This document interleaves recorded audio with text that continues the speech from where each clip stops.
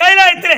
சாம்பிராணி மண்டபத்திலே நானு கைலாய சரிவதமா இருக்கக்கூடிய காலத்திலே வேலைகளை கேட்பது வேலைகளை சொல்ல தெரியாத பருவன் காளியப்போ காளியப்போ பேயப்போ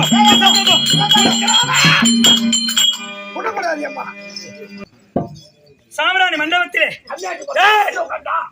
ஒரு பெண்ணுக்கு தெரியாத கேள்வி யாரிட கேட்பது கணவரிட கேட்பது என் கணவருக்கு நான்கடியார் உண்டு அப்பரர் சுந்தரர் மாணிக்கவாசகர் திருநாவுக்கரசர் உலகத்திலே தேவர் மூவர் சேர்ந்து